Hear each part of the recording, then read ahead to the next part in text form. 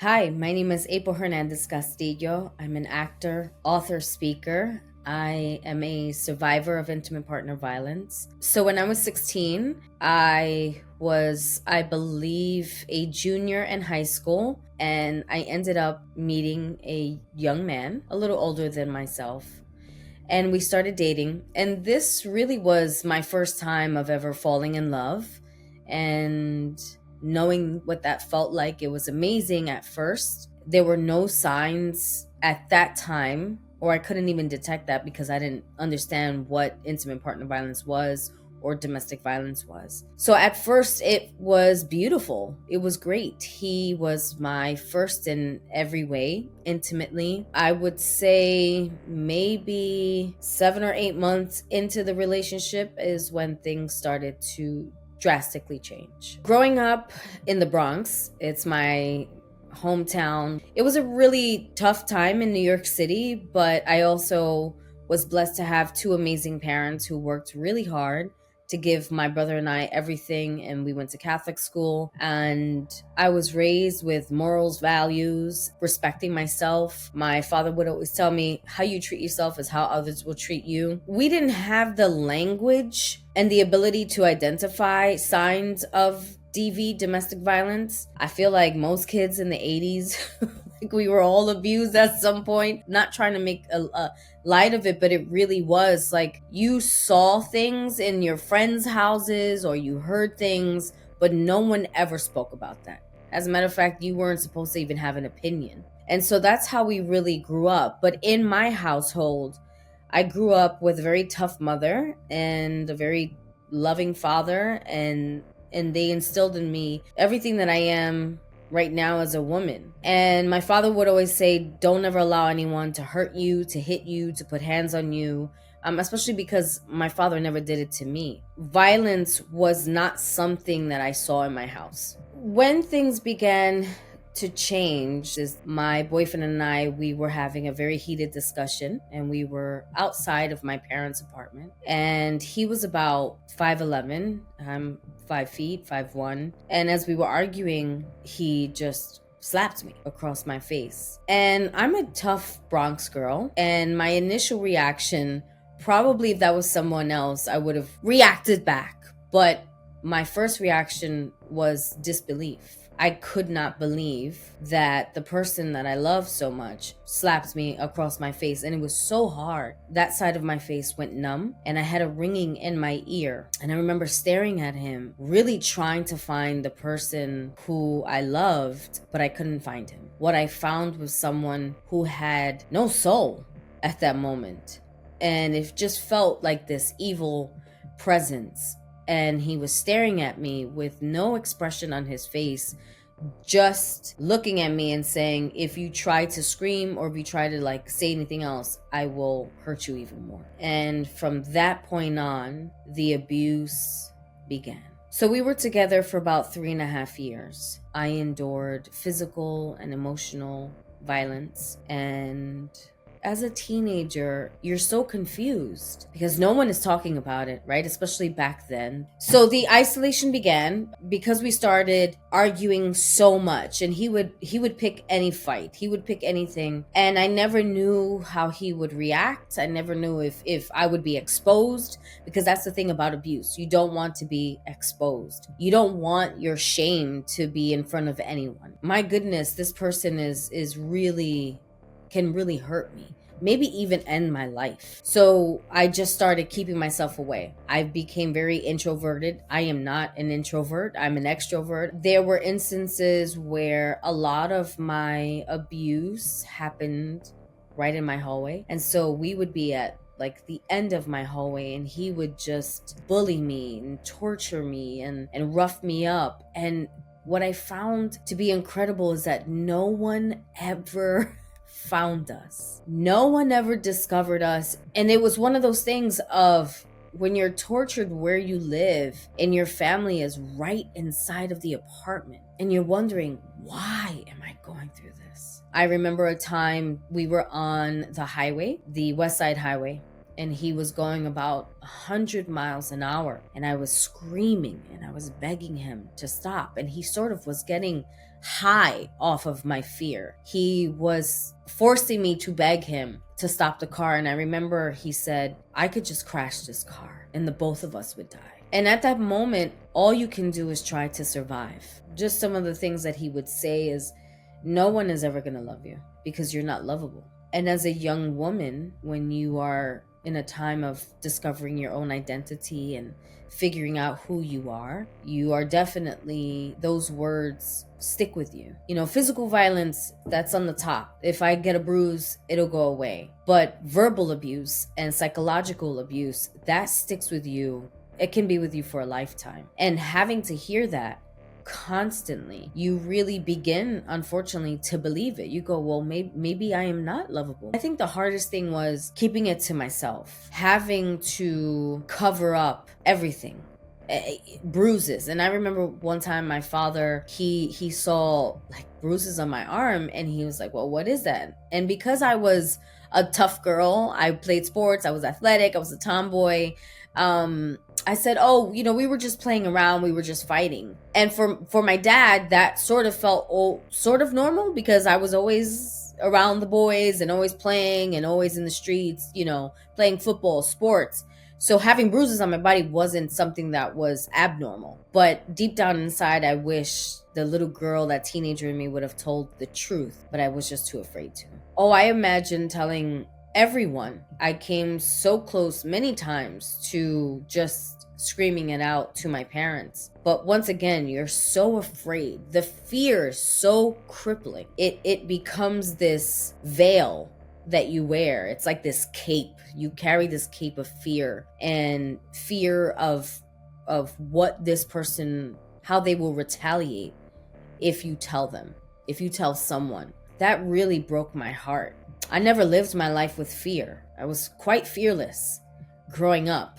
And the fact that I had become so full of fear, I hated it. I disliked it because I was like, this is not who I am. He was basically jealous of anyone or anything that took my attention away from him. There was an instance where I was with one of my best friends at the time. He was a guy, and my friend had an inkling that there was something, and he could see how unhappy I was. I didn't tell him what was going on, but he just knew my personality before my boyfriend. And he said, I know that there's something going on. And I wanted to let him know. But once again, I was like, no, dude, it's just please, just know I'm not well. But thank you for caring. And as we're having this conversation, my boyfriend is walking towards my building. And I'm in the car, and all I could think of, my goodness, one of us is going to die, or the both of us is going to die. Because the moment he saw me, there was a look on his face like, oh, you are going to get it. And he was standing in front of my building. I get out the car,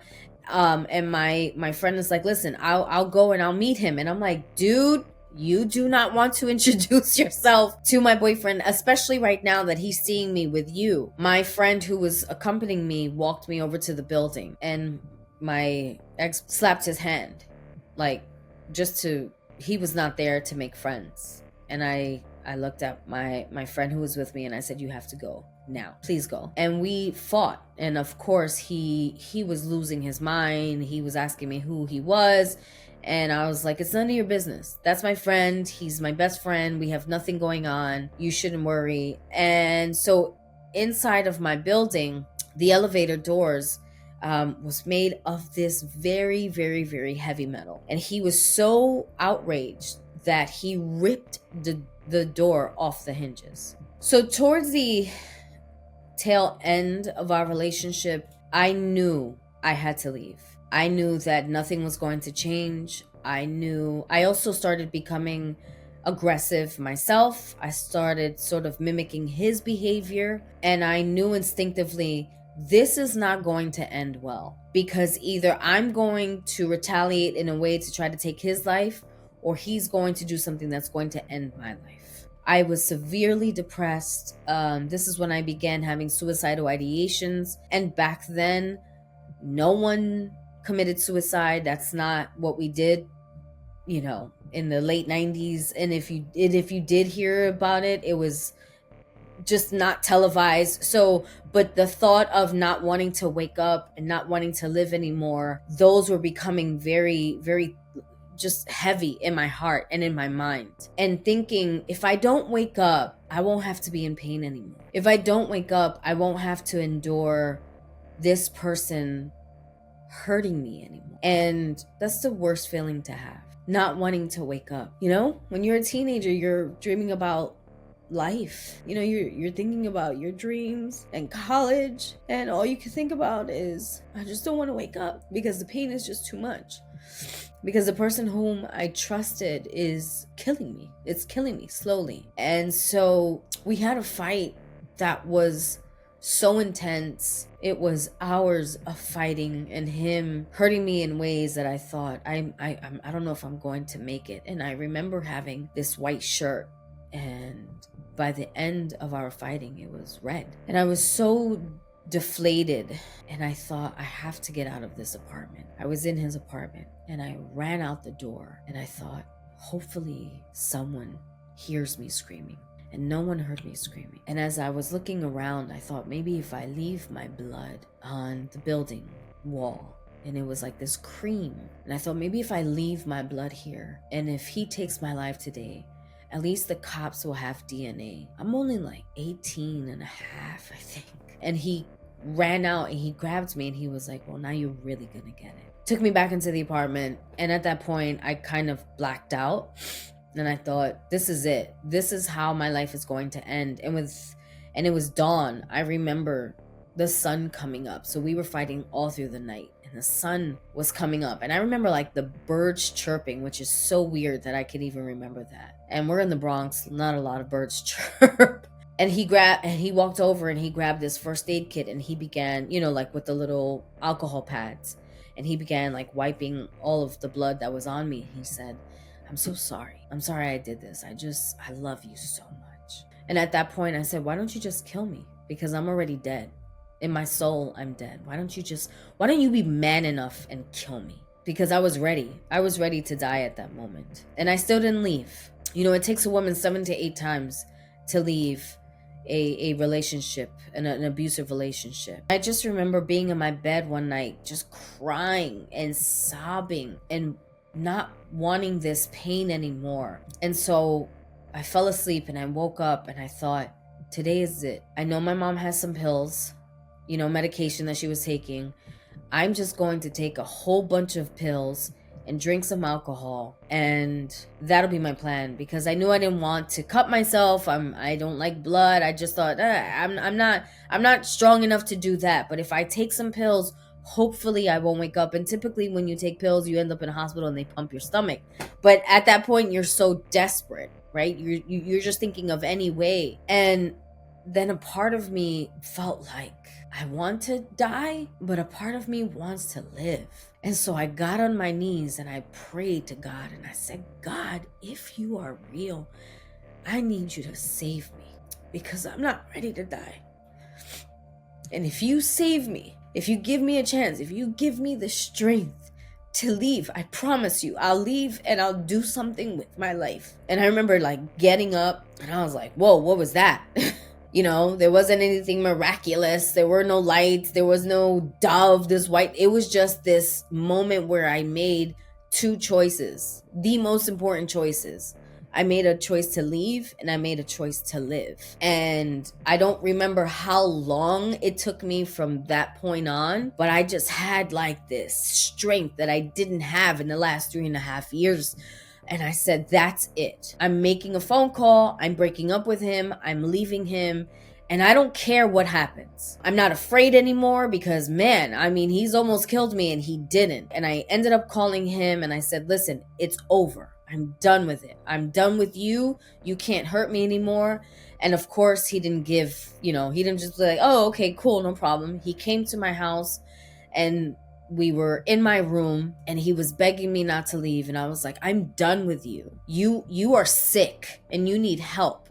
but I can't be in this relationship. And in that, we were in a couple of hours and he was crying and begging and doing everything that they do, right, to manipulate. The level of manipulation was at an all-time high in my room. And I remember just looking at him and I was like, you're no. He tried to force himself on me, and I remember just like kicking him off, and I'm like, dude, we are in my house. Are you kidding me? And the whole time, my father's in the room, and I'm once again keeping quiet because that's what abuse does. And when he left my house, I remember he spit on my mirror, and my father was like, what the heck is going on? And I was like, I just broke up with him. Just let him be. For the first time I could breathe. I was like, oh wow, you really didn't. But I left him. We broke up. But because I was still so I had no self-confidence. I couldn't believe that we weren't together. I kept going back to him even after we broke up. And he started seeing someone, and it shattered my soul. And I thought, my goodness. And I remember going back and we would be intimate. And that's when I became pregnant. And I said, my goodness, you have to be kidding. When I became pregnant, I thought, wow, this is worse than anything. Because now I have a choice to either keep this child or have an abortion, because I'm not with him. And I cannot have a child with someone who tried to kill me. And I was going back and forth. And I remember when I found out I was pregnant, I said, I can't keep this baby. And I called him and I said, hey, I'm pregnant. And he was like, you could do whatever you want. I don't care. How do I even know that's my child? And I knew right then making a decision to have an abortion was the only way out at that time for me. At this time, I'm about 19, still no one knowing, but I told a few people, not my parents, which, I guess as teenagers, the people that we don't run to are our parents when we should run to them. And I asked like my brother and asking around if anyone could help me find an abortion clinic, and I found the abortion clinic. And I remember the abortion was going to be on a Saturday, and it was in Manhattan in the city. And leading up to that, I felt my body changing. I felt changes, and the whole time I'm thinking, my goodness, I'm making like the worst decision in my life. I went to Catholic school, so in my head I'm gonna go to hell. I'm committing the greatest sin ever of having an abortion. And going to the abortion clinic was the worst experience of my life. It was the worst, when you're going out there and you're facing the people who are protesting, and they're showing these photos of aborted babies, and you're thinking, my gosh, I'm about to do that. But I was willing to accept. I was like, this is part of my penance. That's how I was raised, right? Like this is part of it. I have to accept. And going into the office, it was in a huge corporate building, which you would never think that abortions happen in a corporate building, on a very nice area in Park Avenue. And you're there for hours. And every time another girl was called, you just knew that's another baby. And my number is going to be called. I'm going to be in that room. And I remember being in the room, and like no one had emotions in that place. They were emotionless. The nurses, everyone was just doing their job. And I'm thinking, my gosh, I don't want to be here, but I know I have to do this. And the nurse, I remember she walked out, and the sonogram was there. And like, I had to look at it. And that was the first time that I was able to see my child growing inside of me. And I was 8 weeks, and I cried, and I wanted to leave, and I wanted to like run out, but I was there. And when she called me in to finally, it's a process, right? You go in, you get weighed, they do a sonogram to make sure, and then you go back, and like you're hungry because you can't eat anything, and you're just like waiting and waiting. And finally, when I walked in, I remember how cold the room was. I remember seeing just drops of blood on the floor. That was the first time I went under anesthesia. And they was like, just count backwards. And I count backwards. And when I woke up, I was in a room with about 5 other girls. and we all experienced the same kind of pain. That was the day that, just me as April was no more. I just was thinking, I did the worst thing. To me, the abortion was way worse than the abuse. When I got married with my husband, who I've been with for 22 years, when the conversation of having children came up, I remember having a massive panic attack. Because I was like, how could I even become a mother? I'm not worthy of becoming a mother. Got my power back, and I left my relationship, and I fully left after the abortion.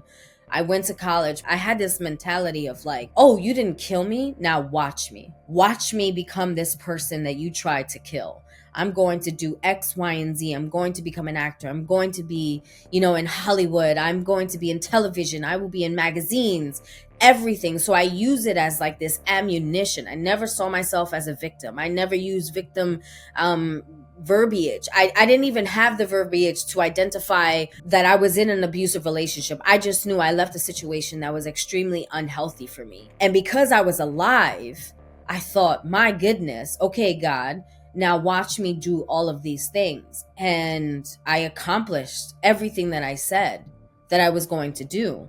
And when I was in the movie Freedom Writers, that's when I realized the power of story. That's when I realized, oh wow, I survived some really intense things. I know what sharing your story can do for others. Then that's when I became a professional speaker. And I started sharing my story of surviving and what healthy and unhealthy relationships. I began taking courses because I really wanted to understand the dynamics of domestic violence. I wanted to understand, how could I fall into that situation? And what I understood, it was that it was a pathology, right? My mom and my father grew up in abusive households. So domestic violence was always there. And I found out, a couple of years ago, my mother's now passed, but she had abortions. So that was there. So when all of these things were coming to life for me, I thought, wow, we can repeat the cycle, just like repeating the cycle of addiction. That's in your genes. You can pass that on. And if you are not aware of it, if it doesn't come to you, then you can continue that cycle or you can pass it on. And so I thought, my goodness, it stops with me. And now I'm a mother of two girls who are phenomenal human beings. And motherhood is still difficult for me. I struggle with it still. But I know that I was meant to be their mother. And that's a beautiful, beautiful thing. When you leave an abusive relationship, your mind is scattered. Your soul, your spirit is broken. And you're literally just trying to figure out, how can I move forward? One step at a time. That's what I would tell myself. I'm just going to take one step. I'm going to make one phone call. I'm going to connect with just one person, because one step will just get you to where you want to go. Well, I am currently 43 years old and fabulous. My husband and I, we have our media company called Lion Chaser Media, where we create and tell stories for individuals, for entrepreneurs, for influencers. My daughter is an actor as well. She is following in the footsteps of her mother, which is beautiful to see. And I released my memoir, which I'm so proud of. It's called Embracing Me, and it really dives into my story, and that's where I am now. I'm happy, I'm whole, and I'm ready to take over the world.